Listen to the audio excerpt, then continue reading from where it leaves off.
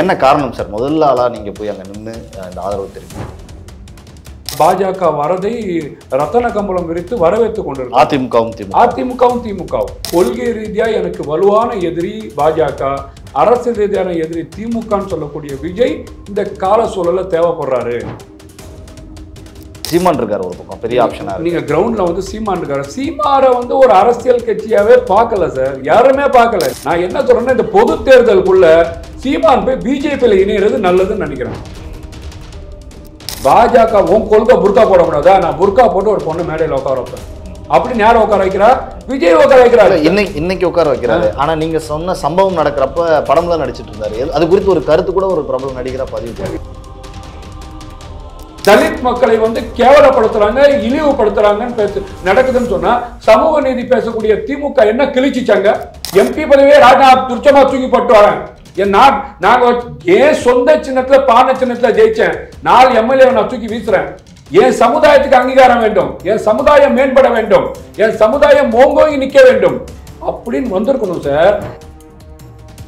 முஸ்லிம்களுக்கு வக்ஃபு சொத்தை வீட்டு கொடுப்பேன் நீங்க நேரு திருச்சியில வந்து எவ்வளவு சொத்தை ஆக்கிரமிப்பு பண்ணிருக்கான்னு சொல்லி சோசியல் மீடியால அந்த மக்களும் எடுத்து போட்டுட்டு இருக்காங்க. வீட்டு கொடுத்தீங்களா? மோடி என்ற ஒரு பிம்பத்தை மட்டும் வச்சுட்டு மோடி வந்துருவாரு மோடி வந்துருவாரு மோடி வந்து தமிழ்நாட்டு மக்கள் தான் மோடியை ஏத்துக்கலைங்க. சமூக நீதி காத்திய வீராங்கனை என்று ஜெயலலிதா அவர்களுக்கு பொருந்துங்க, ஸ்டாலினுக்கு பொருந்துமா, உதயநிதிக்கு பொருந்துமா? சமூக நீதி பேசுறவங்க இன்ப நீதிக்கு சீட்டு கொடுக்குற நிலைமையில ஆயிப்போச்சுங்க. எப்படி போ அடுத்த மாசம் களமிறங்குது அப்படின்னு சொன்னதுனால கேட்கிறேன், பேரணி ஏதாவது தொடங்க வாய்ப்பு இருக்கு? மக்கள் சந்திப்பு பயணம் நடத்த போறாங்க சார். மக்கள் சந்திப்பு பயணம் பாத்தீங்கன்னா நடை யாத்திரையாவே நடத்த போறாங்க. தாவேக அதிமுக கூட்டணி இருந்தா தமிழக முஸ்லீம் லீக் அவங்களோட இணைஞ்சு பயணம் இல்ல, அது கண்டிப்பா. என்னன்னு கேட்டீங்கன்னா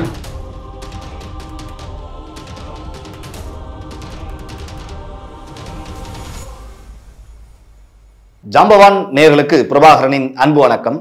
இன்றைய அரசியல் அரங்கம் நிகழ்ச்சியில் நம்மோடு இணைந்திருக்கக்கூடிய சிறப்பு விருந்தினர் தமிழ்நாடு முஸ்லீம் லீக் கட்சியினுடைய நிறுவனர் மற்றும் தலைவர் VMS முஸ்தபா அவர்கள். வணக்கம் சார். எப்படி இருக்கீங்க சார்? நல்லா இருக்கு. சமீபத்தில் உங்களுடைய கட்சியினுடைய பெயரும் உங்களுடைய பெயரும் தான் தமிழக அரசியல் களத்தில் பெரிதும் பேசப்படுகிறது. அதற்கு காரணம் தமிழக வெற்றி கழகம் நடிகர் விஜய் அவர்கள் தொடங்கிய அந்த கட்சியில் முதல் ஒரு இயக்கம் வெளியிலிருந்து ஒரு கட்சி ஆதரவு தெரிவித்திருக்கிறது, சேர்ந்து பயணிக்க போகிறோம் அப்படின்னு வெளிப்படையாக சொன்னவங்க நீங்கள் தான். என்ன காரணம் சார் முதல்ல ஆளா நீங்கள் போய் அங்கே நின்று இந்த ஆதரவு தெரிவிக்கிறதுக்கு? இல்லை சார், இப்போ இருக்கிற தமிழ்நாட்டு அரசியல் சூழலில் ஜாம்பவானாக இருந்தக்கூடிய ஆளுமை திறன் உள்ளக்கூடிய அரசியல்வாதிகள் யாருமே இல்லை. கலைஞரும் இல்லை, ஜெயலலிதா அவர்களும் இல்லை. அப்போ வந்து பார்த்திங்கன்னா இதை வச்சு பார்த்திங்கன்னா தமிழ்நாட்டில் ஆரிய சக்திகள், பாசிசவாதிகள், பாஜக, RSS வந்து எப்படி வந்து தமிழ்நாட்டை கையகப்படுத்தலாம், இந்தியாவில் இருக்கக்கூடிய எல்லா மாநிலத்திலையும் இந்த ரூட்டை தான் அவங்க வந்து ஆக்கிரமிப்பு பண்ணாங்க.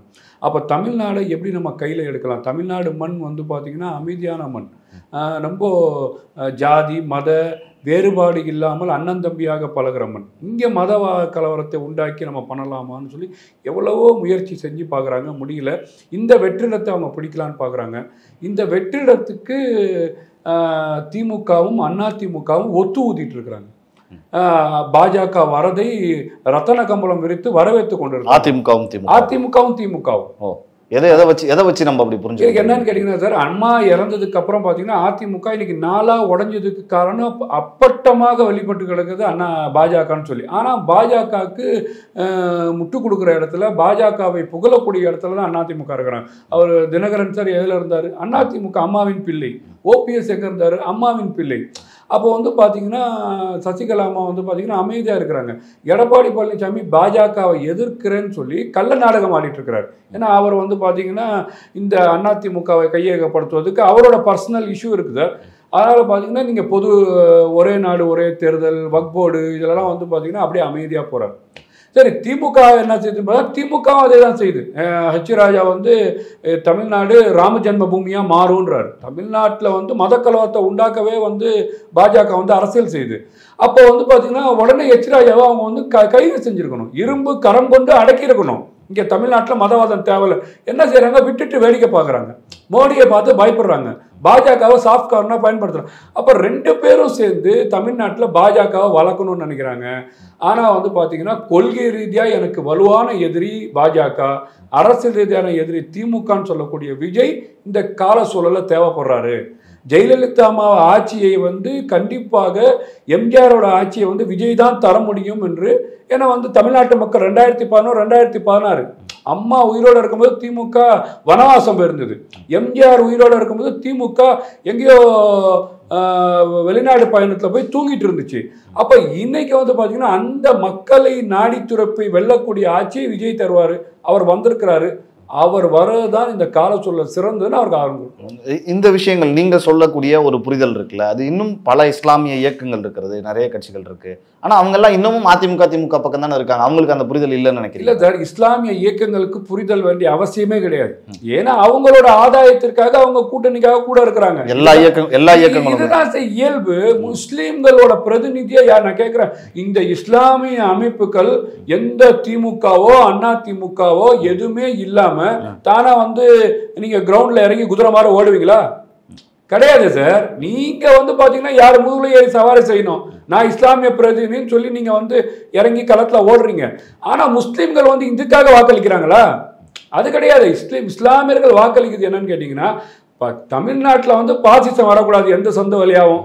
அப்போ வந்து பாத்தீங்கன்னா அதிமுக ஓப்பனா வந்து பாஜகவை ஆதரிக்குது, திமுக வேற வழி இல்ல, வேற ஆப்ஷன் இல்ல. அப்ப யாருக்கு வாக்களிப்பாங்க? அதனால திமுக போகக்கூடிய சூழல்ல தள்ளப்படுறாங்க. இல்ல, ஒரு பக்கம் சீமான் இருக்காரு வெளியே, அந்த மாதிரியான இயக்கங்கள்லாம் இருக்குல்ல, வெளியே சீமான் இருக்காரு ஒரு பக்கம் பெரிய ஆப்ஷனா. நீங்க கிரவுண்ட்ல வந்து சீமான் இருக்காரு. சீமாரை வந்து ஒரு அரசியல் கட்சியாவே பார்க்கல சார், யாருமே பார்க்கல. நீங்க வந்து இந்துவும் பார்க்கல, கிறிஸ்தவரும் பார்க்கல, முஸ்லிம்களும் பார்க்கல, எந்த ஜாதியும் பார்க்கல. ஏன்னா சீமான் வந்து ஒரு சீமான் அரசியல் களத்துல வந்து வாக்கு சேகரிச்சு அந்த ஓட்டு போட்டா அந்த ஓட்டு அதுக்கு சும்மா அவங்க செல்லாத ஓட்டு ஆகிட்டு போயிடலாமே. என்ன யூஸ்? சீமா வந்து ஓட்டு போட்டா சீமானோட கட்சிக்காரங்க எம்எல்ஏ ஆக போறாங்களா, மினிஸ்டர் ஆக போறாங்களா? இந்த மக்களுக்காக இந்த மண்ணிற்காக நீங்க ரோட்ல இருந்து கத்துறது வேற சார், சட்டமன்றத்துல இருந்து கத்துறது வேற, பாராளுமன்றத்துல இருந்து கத்துறது வேற. அதுதான் வந்து உங்களுக்கு கஜெட்டா மாறும். அதுதான் மக்களுக்கு வந்து உண்மையான ஆக்கப்பூர்வ விஷயத்தை கொண்டு சேரும். நீங்க மைக்க பிடிச்சிட்டு வாய் கொழுப்பா கத்திட்டு இருந்தா இது யாருக்கு பிரயோஜனம்? சீமான் வந்து செய்யக்கூடிய அரசியல் பேசாம சீமான் வந்து ஏற்கனவே கடையை இழுத்து மூடிட்டாரு சார், ஒண்ணும் இல்லாம ஆயிட்டாரு சீமான். எல்லாம் ஓடிட்டு இருக்காங்க சீமான் இருந்து. சீமான் மட்டும் தனியால ரோட்ல நிக்கிறாரு. நான் என்ன சொல்றேன்னா, இந்த பொது தேர்தலுக்குள்ள சீமான் போய் பிஜேபியில இணைகிறது நல்லதுன்னு நினைக்கிறேன். இணைஞ்சிட்டாருன்னு சொன்னா ரெண்டும் ஒத்து. ஏன்னா பாஜகவும் தமிழ்நாட்டு களம் இல்லாம இருக்கு, சீமானும் களம் இல்லாம இருக்கிறாரு. ஏதோ பாஜகவை அங்க வளர்க்கறதுக்கு ஒரு ஆள் தேவைப்படுது. யாரும் அங்க பெருசா ஒன்றும் பேசுற மாதிரி இல்ல. தமிழிசை இருக்க மாதிரி மலரும் மலர்ல. சீமான் போனாச்சும் மலர வைப்பாரு. ஏன்னா சீமான் வந்து பாத்தீங்கன்னா உருது பேசுற முஸ்லிம்களை வந்து தமிழர் இல்லைன்னு சொன்னவர் சார்.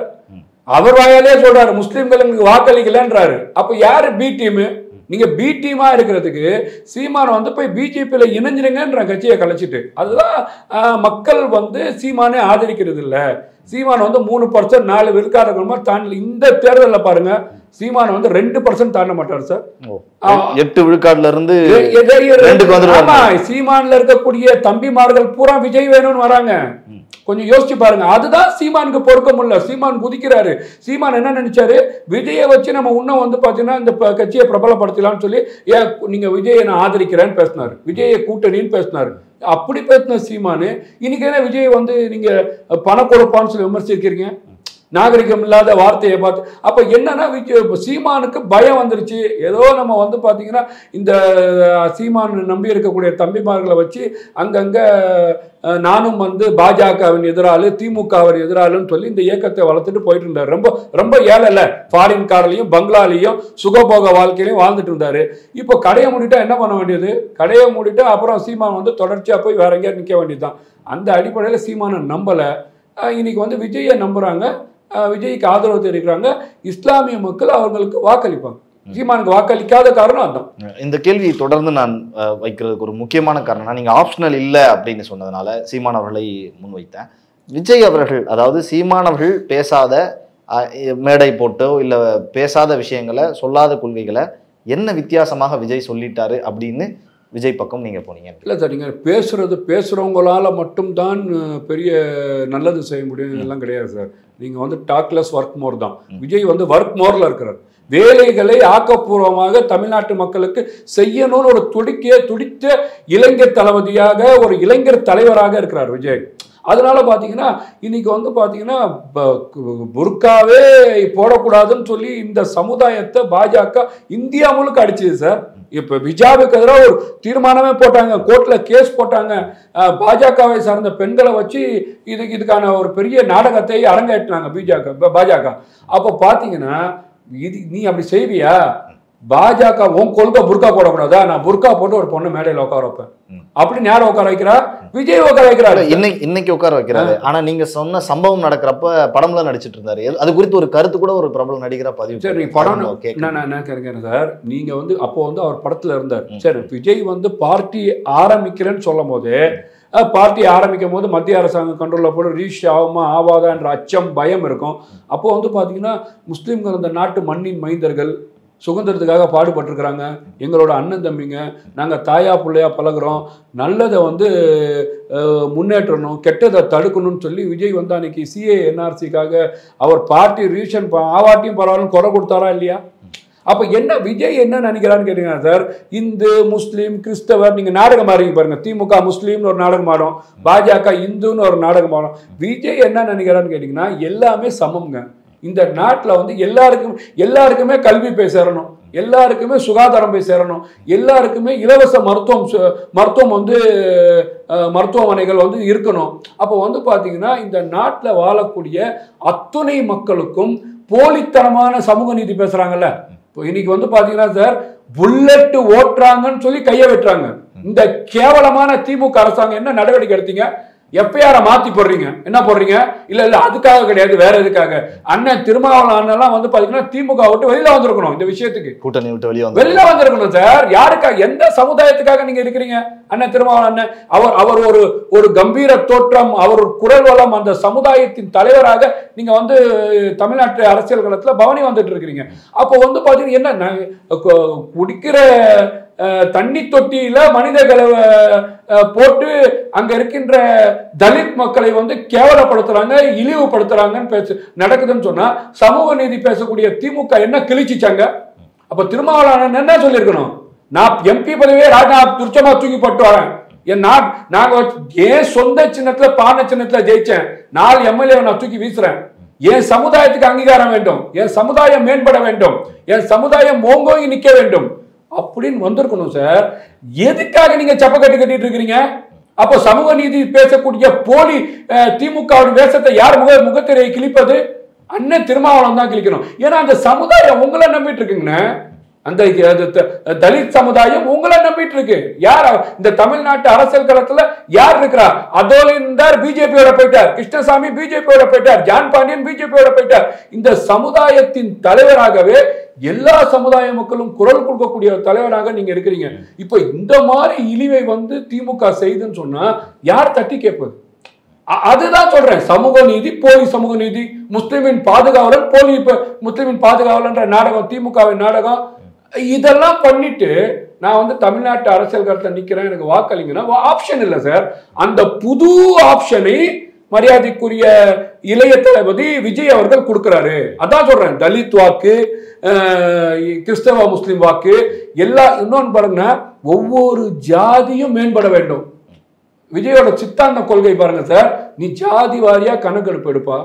நீங்க சமூக நீதி பேசுறீங்களா? 69 விழுக்காடு நாங்க கொடுக்குறோம்னு சொல்றீங்க. எது கொடுக்குறீங்க?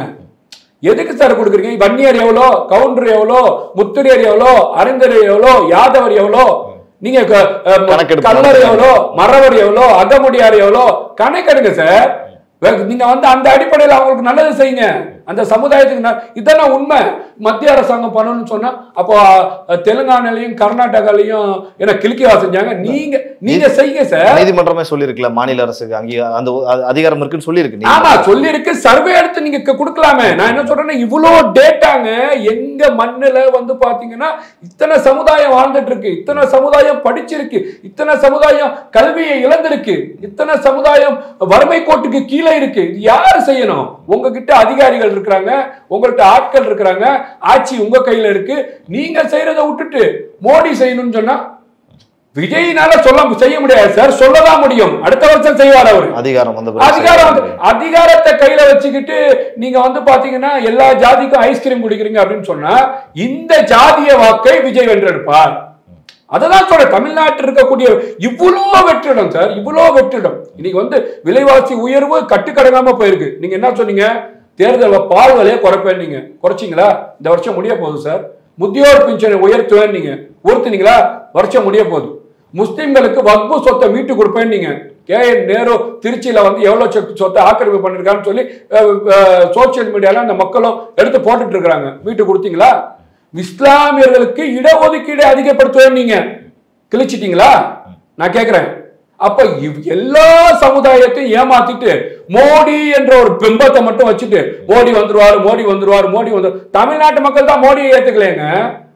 தமிழ்நாட்டு மக்கள் தான் மோடியை ஏத்துக்கலையே. அம்மா இருக்கும்போது மோடியா இல்லையான்னு கேட்டாங்க, அம்மாவுக்கு வாக்களிச்சாங்க. அந்த அம்மா எல்லாருக்கும் செஞ்சாங்க. சமூக நீதி காத்திய வீராங்கனைன்னு சொல்லி உங்க கூட இருக்கிற தீகா அவங்களுக்கு பட்டம் கொடுத்துச்சு. இன்னைக்கு திமுக கூட தொடர்ச்சியா பயணிக்கிறவங்க பட்டம் கொடுத்துச்சு. அப்போ சமூக நீதி காத்திய வீராங்கனை என்று ஜெயலலிதா அவர்களுக்கு பொருந்துங்க, ஸ்டாலினுக்கு பொருந்துமா, உதயநிதிக்கு பொருந்துமா? சமூக நீதி பேசுறவங்க இன்ப நீதிக்கு சீட்டு கொடுக்கிற நிலைமையில ஆகி போச்சுங்க. எப்படி ஒரு நாட்டோட கேபினெட் மந்திரி மூர்த்தி அணிச்சு சீட்டு கொடுக்குறாருன்னு சொன்னா அததான் சொல்றாரு RB உதயகுமார். நல்ல வேலை 4 செவர்ல இருந்தா காலில் வந்துருப்பாருன்னு. ஒரு படிச்சு மெரிட்ல பாஸ் ஆன ஒரு கலெக்டர் அணிச்சு சீட்டு கொடுக்குறாங்க. இதோட கேவலம் ஆரம்பிச்சிருக்காங்க அந்த நாட்டுல. அவ்வளவு இலக்கணம் ஆயிட்டாங்களா? நான் கேட்கிறேன் சார், உங்கள்கிட்ட பணம் இருக்கு, எல்லா பதவி இருக்கு, அதிகாரம் இருக்குன்னு சொன்னா உங்களுக்கு நாற்காலி கொடுத்துடணுமா? அப்ப அவன் படிச்சதுக்கு என்ன மதிப்பு? அந்த சமூக நீதிக்கு என்ன மதிப்பு? எல்லாருமே ஒரே யூனிஃபார்ம்ல சீட்ல உட்கார வச்சாரு பாருங்க. ஒரு முஸ்லீம் பொம்பளை பிள்ளைய நீங்க உட்கார வைப்பீங்களா? திமுக மேடையில உட்கார வச்சிருக்கீங்களா? யாரை ஏமாத்திட்டு இருக்கிறீங்க? கோயம்புத்தூர்ல 19 முஸ்லீம்களை காக்கா சுடுற மாதிரி சுட்டு கொன்னீங்க. போய் ஆறுதல் கூட சொல்ல அன்னைக்கு இருந்த திமுக தலைவர் கலைஞர் அவர்கள். கோயம்புத்தூர்ல பதட்டமான பதவியில் இன்ன வரைக்கும் வச்சிட்டு இருக்கிறீங்க. கோட்டை மேடு கரும்பு கடை போடுறதெல்லாம் விஜய் என்ன சொன்னாரு? அதை உடைப்பேன், இந்த பிம்பத்தை உடைப்பேன். எங்க மாவட்ட செயலாளரா தாடி வச்ச இஸ்லாமியர் மாவட்ட செயலாளர், நீ இறங்குப்பா. நீ அந்த பிம்பத்தை உட, நீ அங்க மக்களுக்கு நல்லது பண்ணு, அந்த மக்களுக்கு சேவை செய். இஸ்லாமியர் சேவை செய்கிறார், இஸ்லாமியர் நல்லது செய்கிறார். அந்த பிம்பத்தை உடைக்கிறதுக்கான ஒரு விஷயமா நாங்க பார்க்க முடியும். நாங்க விஜய் நம்புறோம்.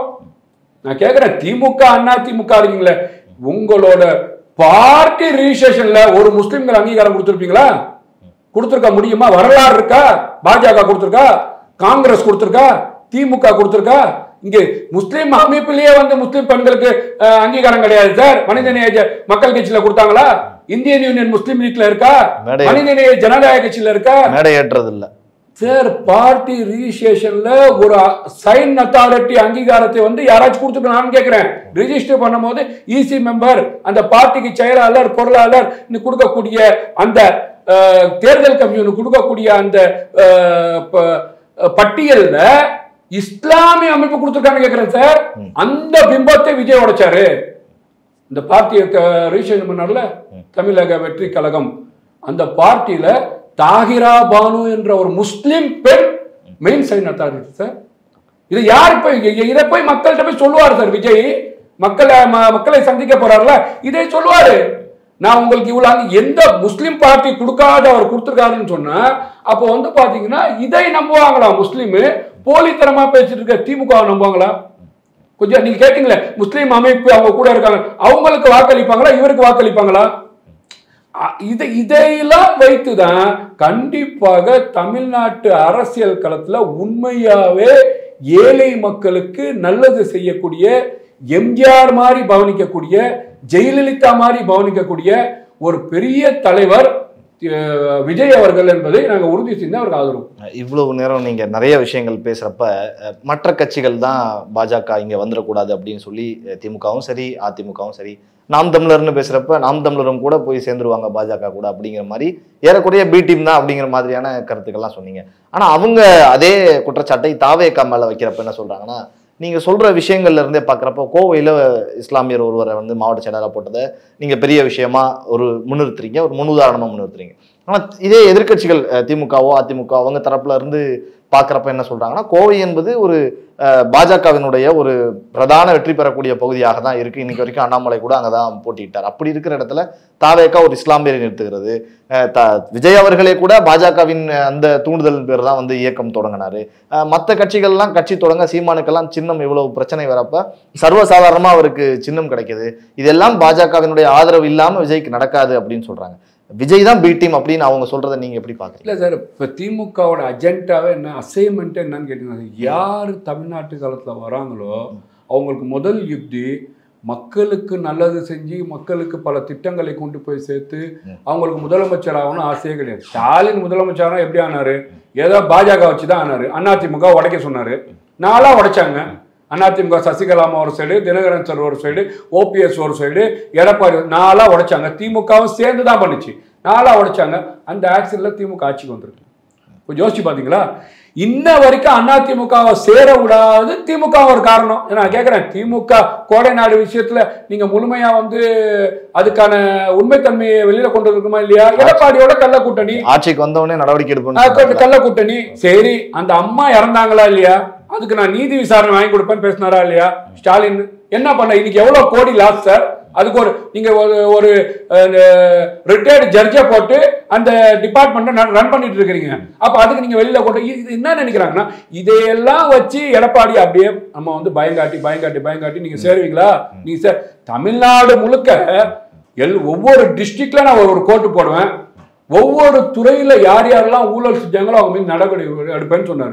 முட்டையில ஊழல், பருப்புல ஊழல், தாது மண்ணுல ஊழல், வாக்கி டாக்கில ஊழல், எல்இடியில ஊழல், ரோட்ல போற தார்ல ஊழல், எல்லாத்துலயுமே ஊழல் இருந்துச்சு. நீங்களே வெளிப்படையாக எங்க அப்பா ஸ்டாலின் பேசினாரா இல்லையா? நீங்க யாரு மேல நடவடிக்கை, எந்த மினிஸ்டர் அரெஸ்ட் பண்ணீங்களா? எக்ஸ் மினிஸ்டர் கொஞ்சம் யோசிச்சு பாருங்க. அப்ப என்ன நினைக்கிறான்னு கேட்டா, நம்ம கை வைக்காமையே இருப்போம், அதிமுக சேராமையே இருக்கட்டும், பாஜகவின் நோக்கமும் அதான், திமுகவின் ஒரே நோக்கத்துல இருக்கிறவங்க. அப்ப யாரு இதுல பி டீம்?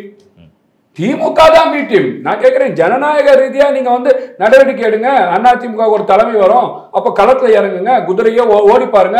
இதுல யார் குதிரை யாரு யானைன்னு தெரியும். இன்னைக்கு என்ன போச்சு, நீங்க பூரா யானையை அமிச்சிட்டீங்க, ஆயிட்டீங்க, எந்திக்க முடியல அவங்களால.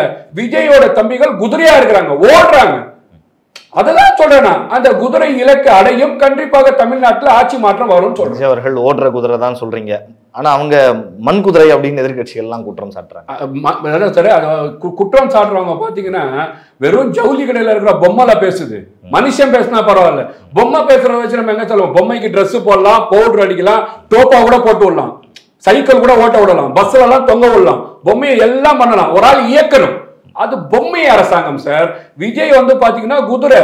விஜயோட தொண்டர்கள், மாணவர்கள் களத்துல இறங்கி இருக்கிறாங்க.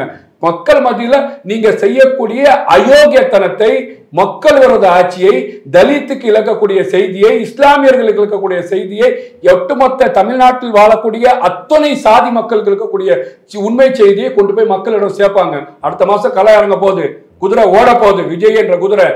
கண்டிப்பாக குதிரை மேல உட்கார்ந்து மன்னர் மாதிரி தமிழ்நாட்டுல ஒரு ஏகோபத்தி ஆட்சி அமையும் நான் சொல்றேன். அடுத்த மாசம் களமிறங்குது அப்படின்னு சொன்னதுனால கேட்கிறேன், பேரணி ஏதாவது தொடங்க வாய்ப்பு இருக்கு? மக்கள் சந்திப்பு பயணம் நடத்த போறாங்க சார். மக்கள் சந்திப்பு பயணம் பாத்தீங்கன்னா நடை யாத்திரையாவே நடத்த போறாரு.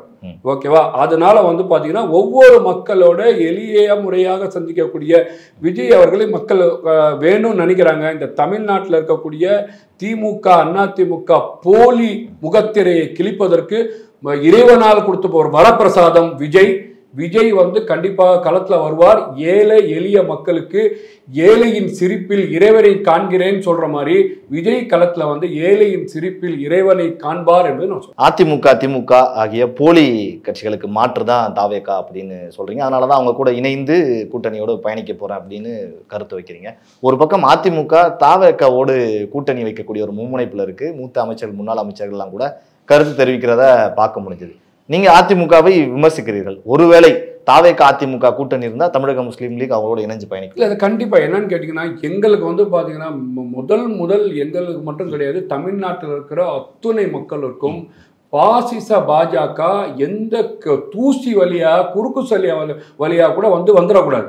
அப்போ பாத்தீங்கன்னா அதிமுக இங்க திராவிட இயக்கங்கள் இருக்கு. விஜய் தலைமையில் கீழ் கண்டிப்பாக எடப்பாடி பழனிசாமியோ